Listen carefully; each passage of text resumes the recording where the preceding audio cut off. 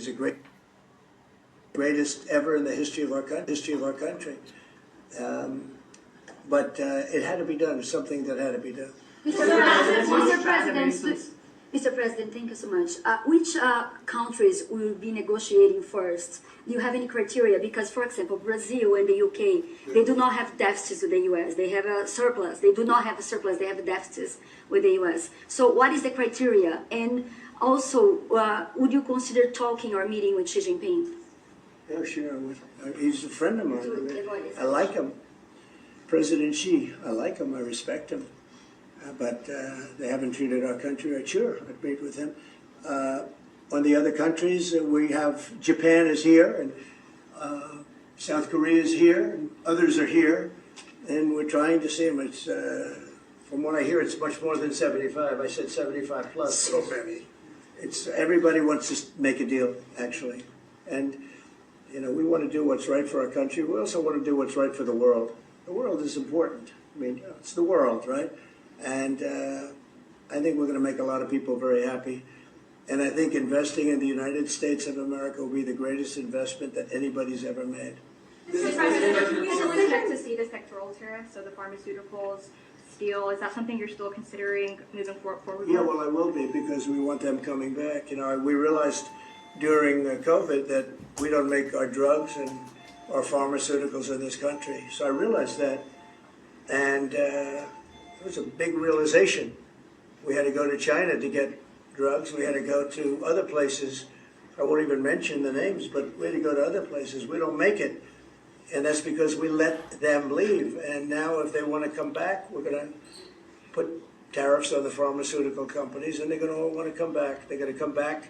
I'm not going to pay them any money like Biden with the chip deal. That chip deal was horrible. They give billions and billions of dollars to chip companies. All they have is money. They have so much money. And they give billions of dollars, and they're just going to keep the money. They're not going to spend it.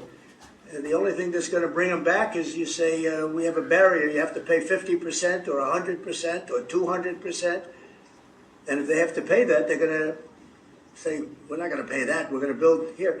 And that's what happened. We're the biggest, most prestigious chip company in the world, spending $200 to $300 billion. Think of that, $1 billion to build essentially one massive plant. It'll be one of the largest plants in the world, and we're going to get them very quickly. We're going to get them energy. We're going to get them the electricity they need and the energy that they need, and it'll be approved by Lee Zeldin, a total professional, and it'll be approved very quickly, and they'll get their zoning very quickly. They'll have everything done in a matter of months. Thank you, sir. You've procured a record amount of private sector investments since your election, $7 trillion. You talked about the importance of all that. Can you talk about how these investments will have a positive impact on families who felt like the previous economy left them behind, and why your executive orders on coal yesterday is so important given the amount of manufacturing that you're ushering back in?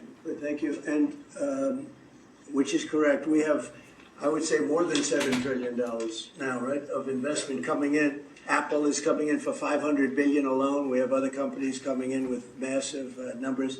We have car companies that are coming in.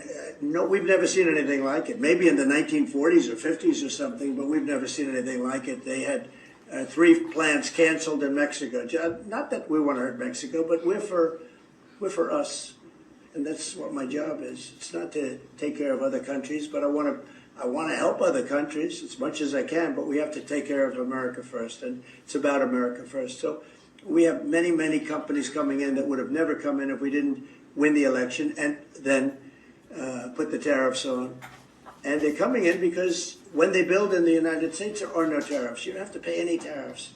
So instead of paying 30, 40, 50% or 25%, but it could go a lot higher in some of the industries. So we have steel mills right now that are raging. The steel industry was gone. If I didn't put the tariffs on steel, because China was dumping massive amounts of steel in my first term, and I put tariffs on it, I saved the steel industry, but now it's going to thrive, maybe like never before. I mean, if you go back to U.S. Steel from 90 years ago, it was incredible. It was the #1 company in the world for a long time. That's why we don't want to see it go to Japan. And we love Japan, but U.S. Steel is a very special company. We don't want it to go to Japan or any other place. So we're working with them, and you know, I don't know if they need any money now. I'll be honest with you, they hit gold. They hit gold because if you look at it, they have such orders for steel now. It's incredible. What's going on in our country is incredible with respect to plants. So we lost 90,000 plants and factories from the beginning of NAFTA, the worst trade deal ever made in the history of this world, but certainly in the history of trade. There's never been a worse trade deal. We were able to cancel that. We had to get approval from Congress. It was like a disastrous curse because you had to go to Congress to get it terminated. You couldn't just terminate it because it was a bad deal. And you had people in Congress that didn't want to do it because they had other reasons, maybe bad reasons. They're mostly not there anymore, those people. But it's amazing what's happened. I appreciate that question because it's incredible. I don't think we've ever seen anything like it. $7 trillion, and it's much more than that because, you know, these are places that we know. $7 trillion is unheard of. I never looked at the Biden numbers, but you could go a whole year and it was peanuts. Everybody was leaving. They weren't coming in, they were leaving. And that means jobs are leaving. And so we're not playing games. We're going to make this country greater than ever before. Thank you for that question.